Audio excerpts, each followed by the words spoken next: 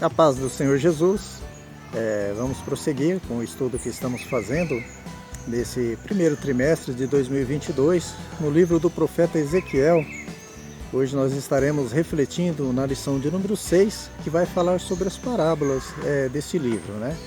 Mais precisamente 3 parábolas: a da videira inútil, a da esposa infiel e a das 2 águias. Eu tenho certeza que será uma bênção para a glória de Deus. Se você gostar desse vídeo, não se esqueça de deixar o seu like, tá bom? Você vai ajudar muito o nosso canal, estará fortalecendo o nosso canal dessa forma, tá bom? Se você não for inscrito, se inscreva também e acione o sininho para que você seja notificado quando nós postarmos as próximas aulas, tá bom? Deus abençoe a todos, tenham um ótimo estudo. Os textos de referências para essa lição estão no capítulo 15, versículos 2 e 3, que diz respeito à parábola da videira inútil, e no capítulo 16, versículo 15 e 60, que fala sobre a prostituição espiritual de Judá e da promessa de misericórdia e restauração da parte de Deus com o seu povo. Claro que nesse intervalo entre a prostituição de Jerusalém e a sua restauração, tem o juízo de Deus sobre o povo, né? Apesar de não estar aí também no texto de referência, nós vamos comentar também sobre a parábola das 2 águias, que está registrada lá no capítulo 17 desse livro de Ezequiel. E sempre foi uma peculiaridade de Deus, né, falar com seu povo por intermédio de parábolas, por intermédio de comparações. Jesus várias vezes fez uso desse recurso quando esteve aqui. Só que o motivo pelo qual Jesus falava por parábolas, na maioria das vezes, era para que os seus acusadores não entendessem, já que buscavam ocasião para acusarem Jesus se ele falasse algo que contrariasse a lei de Moisés, né? Claro que Jesus não contrariava nada da lei, né? Ele cumpria ao pé da letra, né? Mas Jesus ele não revela a sua palavra para curiosos, né? Para hipócritas, para murmuradores, apenas para aqueles que querem realmente um compromisso com a palavra, que querem entender a palavra de Deus e estão dispostos a pôr em prática. Agora, nesse livro de Ezequiel, o motivo das parábolas era o contrário, vamos dizer assim, né? Porque era para que ficasse mais claro o que Deus estava falando com o povo. Já que para o seu povo Deus revelava, né, o significado das parábolas, só que através dos profetas, né, que através de alguém que tinha intimidade com Deus, né? Por sinal, lá em Amós, capítulo 3, versículo 7, diz que Deus não fará coisa alguma sem antes revelar aos seus servos, os profetas. Vamos começar falando sobre a parábola da videira inútil, que é o tema do tópico 1. Videira, eu acredito que todos sabem, né? Conhecida também como parra ou parreira, é de onde se extrai a uva. Tem vários textos na Bíblia, tanto no Antigo Testamento quanto no Novo, onde a videira é comparada às vezes com Jesus e às vezes com o povo de Deus, né? Como nessa parábola da videira inútil, estéril, né? Que não dava fruto. Jesus disse, né? Eu sou a videira verdadeira, vós as varas. Quem está em mim e eu nele, esse dá muito fruto, porque sem mim nada podeis fazer. E esse era o motivo pelo qual o povo de Deus não dava fruto. Estavam propositalmente, né, por decisão própria, desligados de Deus. No texto de Ezequiel, capítulo 15, Deus disse que a videira, apontando para o povo de Judá, né, estava inutilmente como uma árvore qualquer num bosque, né, sem diferença nenhuma das demais árvores. Por quê, irmãos? Porque a videira não é uma planta qualquer. Ela necessita de cuidados especiais do lavrador, né, de um cultivo para dar bons frutos, né? E no bosque, o único cuidado que a videira recebe é a água da chuva, né? Obviamente que ainda que dê frutos, não serão frutos bons. E isso diz respeito aos crentes, né, aos cristãos, as pessoas que estão rejeitando os cuidados do lavrador, o nosso Deus, e por esse motivo não tem diferença alguma dos ímpios também. Já viram aqueles crentes, né, que ninguém sabe que ele é crente? Suas atitudes não diferenciam em nada dos não crentes, né? Crente que mente, xinga, dão péssimos testemunhos. Na verdade é porque são apenas religiosos, né? Estão na igreja, mas não estão ligados na videira verdadeira. E Deus quer restaurar, irmãos. Deus quer livrar do lago que arde com fogo e enxofre, né? João Batista ele disse: já está posto o machado à raiz das árvores. Toda árvore que não dá fruto é cortada e lançada no fogo. O item 1.1 diz que a videira é uma árvore símbolo da frutificação e da vida religiosa do povo de Israel também, né? Tanto que os judeus eles gostavam de colocar uma escultura de um cacho de uva, né, na fachada das sinagogas. Às vezes usavam a imagem do cacho de uvas também em selos. Isso porque lá no Salmo 80, Deus, através do salmista, o Asaf, né, ele compara Israel com a videira. E a videira sempre foi muito cultivada, né, desde a antiguidade, devido aos seus frutos abundantes, né? E se ela for bem cultivada, ela dá fruto em qualquer lugar, né? Inclusive nos bosques. Nós temos o exemplo daquele vinhateiro, né? Aquele agricultor que foi procurar fruto na figueira, que estava plantada numa vinha, né? E quando ele não achou, ele quis cortar a figueira. Mas ali o vinhateiro, né? Ele propôs, né, cuidar para que pudesse dar fruto, mesmo estando num plantio diferente. E da mesma forma, o inverso, irmãos.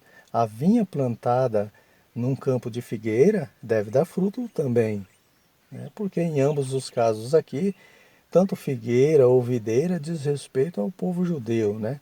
E o agricultor é o nosso Deus. E isso significa que em todo lugar, né? Em todo lugar onde nós estivermos, nós temos que dar bons frutos, né? Esse é o propósito, isso é que o Deus requer de cada um de nós. Basta deixar ser podado pelo vinhateiro, né? Pelo Espírito Santo, e com certeza dará muito fruto de justiça e fidelidade, né? Eu acredito que se fosse um ser humano, a poda, né, que é o aparo daqueles galhinhos secos, seria um processo dolorido, né? Mas é eficiente, né? E a poda no cristão, ela não é feita por meio de tesoura, né? Mas da espada do Espírito, que é a palavra de Deus. O item 1.2 diz que a videira, mesmo frágil, pode se destacar por sua boa produção. Porque essa videira somos nós, né? Os cristãos. O vinhateiro é o Espírito Santo e é ele quem nos ajuda nas nossas fraquezas. Por isso que não é um argumento aceito pelo agricultor, o nosso Deus, a pessoa querer se justificar ou justificar a ausência de frutos de justiça e fidelidade, usando como argumento: eu sou fraco, né? Ou a carne é fraca. Já ouviram, irmãos, esse tipo de argumento? A pessoa diz: pequei porque a carne é fraca. Sim, a carne realmente é fraca, mas o espírito está pronto. Pronto para nos ajudar nas nossas fraquezas, né? Sem contar aqueles que agem por impulso, falam o que não devem falar, fazem o que não devem fazer e dizem que foi porque não tem sangue de barata. É esse o argumento que usam, né? Por isso fez o que fez. E realmente nós não temos sangue de barata, né? Nós temos o sangue de Cristo em nós. Uma vez enxertados na oliveira que é Cristo, nós somos participantes da sua seiva. Agora, o fato é que o Espírito Santo, né, o vinhateiro, ele tem cuidado sim da sua vinha, tirado aquelas pedrinhas do coração, né, drenado o sangue impuro, feito uma espécie de hemodiálise espiritual, trocando o sangue ruim pelo sangue de Cristo, sangue bom, incontaminado, né? E no caso de Israel e no nosso caso também, não falta esse cuidado e atenção por parte do lavrador, né, o nosso Deus. Por isso que Pedro disse, lança sobre ele a sua ansiedade, né? A ansiedade que tem te impedido de dar frutos, porque ele tem cuidado de vós. Já o item 1.3 destaca uma pergunta que está em Isaías, capítulo 5, versículo 4, feita pelo próprio Deus, né? O que mais pode ser feito, né? Feito a minha vinha que eu ainda não tenha feito por ela. Isso acerca do povo de Israel, né? Isaías, ele diz que o Senhor Deus cercou a sua vinha, limpou o terreno, plantou as melhores mudas, preparou uma estrutura para vigilância, tudo visando a produção de uvas boas, mas o resultado foram uvas azedas. E não só Israel deveria estar atento a esse questionamento de Deus, mas nós também, irmãos, né? O Senhor Deus, Ele nos deu do seu Filho unigênito, né, para morrer por nós na cruz do Calvário. Ele nos cerca com o seu anjo ao nosso redor. O anjo do Senhor está acampado ao redor dos que o temem e os livra, né? Deus nos limpa pela sua palavra, vós já estáis limpos pela palavra que eu vos tenho falado. Deus plantou a melhor semente no nosso coração. O amor de Deus está derramado em nosso coração pelo Espírito Santo que nos foi dado. E é esse mesmo Espírito, né, que além de nos ajudar nas nossas fraquezas, Ele também intercede por nós com gemidos inexprimíveis. Ele nos ensina todas as coisas para não sermos enganados pelos hereges que tem por aí. Ele nos consola em meio ao sofrimento. O que mais pode ser feito? Vamos agora para o tópico 2, que aborda a parábola da esposa infiel. Essa é outra comparação que Deus fez com Jerusalém, né? Por não cumprirem a aliança que haviam feito com Deus como nação escolhida, né? Por não corresponderem aos benefícios da vontade, da graça de Deus. E como consequência dessa infidelidade, Jerusalém foi queimada e consumida pelo juízo de Deus através das mãos de Nabucodonosor, né, o rei da Babilônia. Isso está registrado no capítulo 16 de Ezequiel. E, irmãos, os 63 versículos desse capítulo se resumem em uma só palavra, né? Ingratidão. Uma ingratidão total do povo de Israel, o povo de Jerusalém, para com Deus, depois de tudo que Deus fez por eles, né?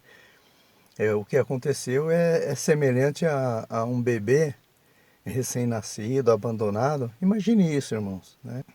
Um bebê ali, do jeito que saiu do ventre, todo sujo de sangue ainda, né?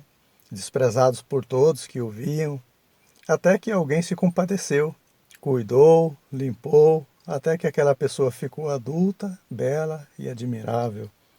Isso faz lembrar até daquela parábola do bom samaritano, né? Então, essa pessoa que foi cuidada, foi tratada, ela desprezou aquele que cuidou dela e se envolveu com algo pior que prostituição ainda. Porque as prostitutas vendem o corpo, né? Tem um interesse financeiro.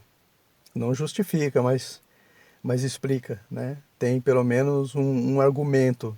Agora, Jerusalém fez ao contrário. Jerusalém pagou, né, para se prostituir, para se envolver com os deuses pagãos. Chegaram ao ponto de sacrificar seus filhos a esses deuses, né, entre tantas outras aberrações. Então Deus os entregou ao rei Nabucodonosor para serem queimados, né? Toda a cidade, né? Agora, o que isso tem a ver conosco, irmãos? Tem tudo, né? Tudo a ver. Nos tempos bíblicos, era a cultura dos judeus, os noivos assumirem um compromisso matrimonial, mas permanecerem durante um ano sem coabitarem, sem ter relações, não é? Isso aconteceu com José e Maria, e nesse intervalo, durante esse um ano, qualquer deslizes por dos noivos já seria considerado adultério, né? Na vida espiritual também é dessa forma. Nós aceitamos o convite da aliança que Deus nos propôs através do sangue de Jesus. Quando nós ouvimos a palavra de Deus, o convite de Deus, nós falamos sim. Então nós recebemos Jesus, né? E essa aliança, ela já foi feita primeiramente no nosso coração. Porque quando nós falamos sim, é porque no nosso coração nós já aceitamos Jesus. E depois nós confessamos essa aliança publicamente ali no momento do batismo. Quando a noiva, né, que é a igreja, que é eu, que é você, nós estávamos prestes a descer as águas batismais, né? E o noivo, o Senhor Jesus, já estava presente ali também. Porque ele disse, eis que estou convosco todos os dias, até a consumação dos séculos. Então, na hora do batismo, está ali a noiva, a igreja, e está o noivo, o Senhor Jesus, e o pastor também, né, que estava ali também oficializando o matrimônio, através do voto de confissão, né, de ser fiel ao noivo na alegria ou na dor, na riqueza ou na pobreza, de obedecer a sua palavra. E aquilo ali é um casamento, irmãos, que já foi feito no nosso coração, mas que está sendo confessado publicamente ali no momento do batismo.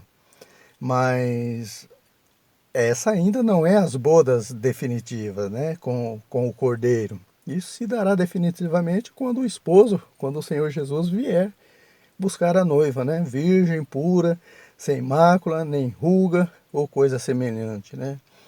Mas nesse intervalo, irmãos, até lá, né, até Jesus voltar, a noiva, a igreja, nós devemos permanecer fiel ao noivo, no Senhor Jesus, né? E quando nós damos prioridade às coisas deste mundo e fazemos pouco caso de tudo que o noivo fez por nós, nos tirou da lama, né, do lamaçal do pecado, nos purificou no seu sangue, nos limpou com a sua palavra, e tendo nós assumido um compromisso com esse noivo, irmãos, Deus nos considera como adúlteros também se olharmos para as coisas deste mundo. Deus, através de Tiago, né, o Espírito Santo disse, né, adúlteros e adúlteras, não sabeis que a amizade do mundo é inimizade contra Deus? Então, meus irmãos, nós precisamos vigiar. Precisamos vigiar porque, assim como não tem problema algum uma noiva conversar apenas, né, com outro rapaz, dentro do limite, né, sem se esquecer que ela é comprometida, da mesma forma tem coisas que não é pecado. Mas quando nós nos envolvemos ao ponto de esquecermos que temos um compromisso com Deus, nós estamos adulterando também. Adulteramos, por exemplo, com os próprios filhos, né? Ou adulteramos com os próprios pais, até com o próprio cônjuge. Nós estamos adulterando quando nós amamos a eles acima do noivo, acima de Jesus. Então é bíblico que nós devemos amar os nossos filhos, nós devemos amar os nossos pais, amar o cônjuge, né? Amar a esposa amar o marido. Nós devemos sim, mas não acima de Deus. Aquele que ama a pai, mãe, esposa, esposo, filho ou filha, mais do que a mim, não é digno de mim. O Senhor Jesus disse isso. E essa infidelidade a Deus traz consequências desastrosas, como diz o item 2.1. Né? Surge a tristeza, a decepção, a angústia, as acusações, né? E tudo isso culmina no divórcio, né? Não tinha como ser diferente. Culmina na separação de Deus. Isaías 59, versículo 2 afirma isso, que as nossas iniquidades fazem separação entre nós e o nosso Deus, né? E a ausência de Deus, devido ao pecado, é na grande maioria das vezes a causa de todo o sofrimento, né? Por que eu digo na grande maioria das vezes, irmãos? Para não dar a entender que estamos fazendo uso daquela filosofia do venha para Cristo e pare de sofrer, né? Claro que mesmo com Cristo, acaba o vinho, né? Acaba a alegria no casamento, mesmo com Cristo no barco, a tempestade se levanta, né? Mas em ambos os casos, Jesus estando presente, tudo acaba bem, né? A presença de Jesus não representa a ausência de sofrimento ou problemas, mas solução para eles, né? Agora, de novo, irmãos, mas na grande maioria das vezes, as abominações, o pecado, a separação de Deus é a causa de tanto sofrimento. O item 2.2 nos alerta sobre o perigo de desprezar a benignidade de Deus. Deus, após tornar conhecidas, né, através do profeta Ezequiel, as abominações de Jerusalém, ele revelou a Ezequiel a próxima mensagem que ele deveria pregar, né? O povo deveria se lembrar da origem e o nascimento da cidade. Deus havia tirado da escravidão do Egito o povo de Israel, né? E conduzido eles até a terra de Canaã, uma terra que mana leite e mel. E ali, naquela terra, os israelitas eram desprezados, ignorados, né? Mas Deus cuidou de cada um ali do seu povo, né? Irmãos, isso é fundamental. Nós lembrarmos de onde Deus nos tirou, quem éramos e quem somos, né? Só assim nós seremos gratos a Deus por tudo que Ele nos fez. Não vale a pena adulterar com o mundo, né? Não vale. O mundo jaz no maligno, e o maligno é traiçoeiro, irmãos, né? Ele só quer destruir o nosso casamento com Deus. Depois ele diz aquilo que ele disse para Judas, quando ele percebeu a besteira que tinha feito, né? O problema é seu, isso é contigo, né? E assim, irmãos, né? O mundo, ele nos atrai, né? Ele nos tira da presença do Pai para depois oferecer as bolotas dos porcos. Então nós não podemos nos esquecer que Deus nos amou quando ainda éramos pecadores perdidos, atolados no pecado, e sejamos a cada dia mais gratos a Deus, né? E a gratidão que Deus requer não é com palavras apenas, mas com obediência. O item 2.3 fala sobre a graça de Deus revelada na aliança eterna, com base nos 4 últimos versículos do capítulo 16 de Ezequiel, né? Foram 59 versículos de fio de ferro no lombo, né? De surra de Deus sobre o povo de Jerusalém, e 4 versículos apenas, né? Com pomadinha, onde Deus fala sobre o estabelecimento, né? Do concerto eterno e a promessa de reconciliação com seu povo. E não só através de Ezequiel, mas através de Isaías e de Jeremias também, Deus promete restaurar o seu povo, né? E essa era a demonstração das ricas misericórdias de Deus, que são a causa de nós não sermos consumidos, né? As misericórdias de Deus são através da nova aliança, a aliança em Cristo. Ou seja, a história começa como se fosse um desabafo de Deus, né? Se os irmãos observarem bem, ali no capítulo 16, é, é um desabafo de Deus. É como se ele dissesse: olha, depois de tudo que eu te fiz, literalmente vocês estavam largados, a Deus dará, né? E eu dei mesmo, né? Dei atenção, dei cuidado, e você me retribui com traição, né? Então, irmãos, parece que tudo ia caminhar para um triste final, mas de repente, final feliz, né? Houve a reconciliação entre Deus e o seu povo. E quando Paulo, inspirado pelo Espírito Santo, diz que o marido deve amar a esposa, como Cristo amou a igreja, é dessa forma, né? É dessa forma, perdoando em situações mais extremas. Agora, será que estamos dispostos a isso? Agora, o certo é que tanto o sofrimento do povo judeu ali poderia ser evitado, né? A Bíblia diz que muitas são as aflições dos justos, dos justificados por Deus, do povo de Deus, né? E certo é que muitas são as causas também. E uma delas é a desobediência à voz do Espírito Santo. Por isso que o escritor aos Hebreus ele nos adverte, né? Se hoje ouvires sua voz, a voz do Espírito Santo, não endureçais o vosso coração, como os antepassados, os pais, endureceram o coração ali no deserto e pereceram pelo destruidor. Caminhando para o tópico 3, nós vamos refletir um pouco sobre a terceira parábola desse estudo, né, que é a parábola das duas águias, com base no capítulo 17.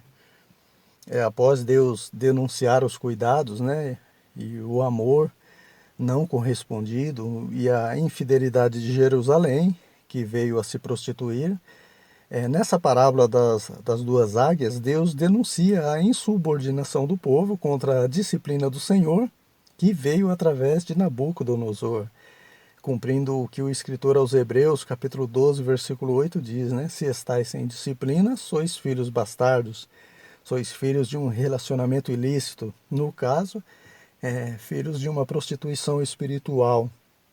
Então, a invasão da Babilônia ali, na verdade, era uma disciplina vinda de Deus, né? Paulo, também escrevendo aos Romanos, no capítulo 13, ele diz que não há autoridade que não venha de Deus, inclusive essa de Nabucodonosor. E quem resiste às autoridades resiste a Deus. Então, irmãos, cuidado, né? Se alguém diz que não se submete a chefe, a pastor, às autoridades, a comedores de arroz e feijão, essa pessoa não se submete a Deus, porque foi ele quem disse, né? Sujeitai-vos a vosso Senhor segundo a carne, obedecei a vossos pastores, sujeitai-vos às autoridades, né? O rei de Judá, irmãos, o rei Joaquim, né? Ele estava se rebelando contra o Nabucodonosor, que por represália, né? Nabucodonosor, depois ele do seu reinado, né? Tirou Joaquim ali do reinado de Judá. Só que quando o rei de Judá o Joaquim ele estava se rebelando contra Nabucodonosor, na verdade ele estava se rebelando contra Deus, porque foi Deus quem deu autoridade a Nabucodonosor, e Nabucodonosor estava sendo usado por Deus para corrigir, para divertir o povo ali. Era uma surra que o povo estava levando. Nabucodonosor era como se fosse o cinto de Deus ali, corrigindo o povo, né? Então o rei Nabucodonosor ele substituiu Joaquim por Zedequias, né, que foi o último rei de Judá, né? Não é o Ezequias, irmãos, aqui tem o Z na frente, né, o Zedequias. E é isso que representa a parábola das duas águias, né, que nós vamos refletir agora, começando com a primeira águia, que está nos versículos 3 ao 6 desse capítulo 17 de Ezequiel.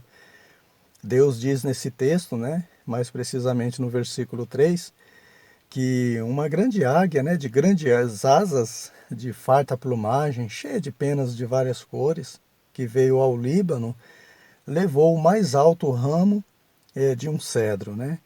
Essa grande águia, então, era o rei Nabucodonosor e seu grande império babilônico, né? Por isso que era uma grande águia, né? Que só não era maior, né? O reinado ali de Nabucodonosor, da Babilônia, só não era maior que o Império Romano, né? E as penas de várias cores nessa parábola eram os diversos povos que estavam sob o domínio de Nabucodonosor. E quando ele diz que o mais alto ramo do cedro se foi levado, era o rei Joaquim, do cedro Judá. O cedro é Judá, né, o reino do sul, sendo deportado ali para a Babilônia. Agora observe, irmãos, que no final do item diz que Zedequias, ele assumiu o reinado de Judá no lugar de Joaquim, como nós falamos, né? Mas Zedequias não aproveitou essa oportunidade, também concedida por Deus através de Nabucodonosor, e não se humilhou. Quando Nabucodonosor tirou o rei Joaquim e colocou Zedequias no seu lugar, era a mão de Deus ali agindo através de Nabucodonosor. Na verdade, Zedequias fez era o que era mal aos olhos do Senhor, né? Lá em 2 Crônicas, né? Capítulo 36, versículo 12 diz isso. Por isso que quando o Ezequias, né? Agora o Ezequias sem o Z, quando o Ezequias ele não deu glória a Deus diante dos embaixadores da Babilônia, quando ele foi curado milagrosamente de uma enfermidade, né? Deus disse que tudo que Ezequias tinha seria levado por Nabucodonosor para a Babilônia. Mas isso não seria feito nos dias dele, nos dias de Ezequias, mas nos dias do seu filho, né, ou do seu descendente. E esse Zedequias agora aqui, ele já era da 12ª geração após Ezequias. E isso não era a maldição hereditária, herdada por seu antepassado Ezequias. O Zedequias não sofreu tudo isso pelo que tinha feito Ezequias lá atrás, né? Não, porque Deus em sua onisciência, irmãos, ele já sabia que Zedequias também faria o que era mal aos olhos do Senhor.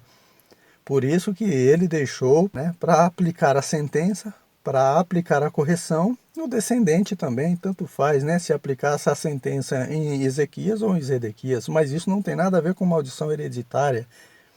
Eu acredito que ficou claro, né, irmão? Se não ficou claro, pode deixar aí nos comentários, tá? Aí a gente procura esclarecer melhor, tá bom? O item 3.2 vai falar sobre a segunda águia, que está registrada a partir do versículo 7 desse capítulo 17 de Ezequiel. Diz respeito a Faraó, né, o rei do Egito. Então a primeira águia era Nabucodonosor, essa segunda águia já era Faraó. Zedequias, né, como uma videira, ele lançou suas raízes e estendeu seus ramos para a direção errada. Ou seja, ele estava submisso a Nabucodonosor, ele se rebelou contra Nabucodonosor e se voltou para o rei do Egito, para o faraó. Ou seja, quando ele se revolta contra Nabucodonosor, se é dele se voltar para Deus, né, ele se revolta para a segunda águia, o faraó, o rei do Egito, cumprindo-se o que diz no Provérbios, capítulo 14, versículo 12, né? Há caminhos que para o homem parece direito, mas o final é caminho de morte, né? Só que lá no Salmo 18, versículo 30, diz que o caminho de Deus é perfeito, né? Então era para Deus que Zedequias tinha que se voltar, né? Se ele deixasse de seguir Nabucodonosor, ainda que era a mão de Deus ali agindo dessa forma, mas ele pelo menos se arrependesse e se voltasse para Deus, seria o mais correto, né? Ao invés de se voltar para Faraó. Isso é trocar 6 por meia dúzia, irmãos. Né? É trocar 6 por meia dúzia.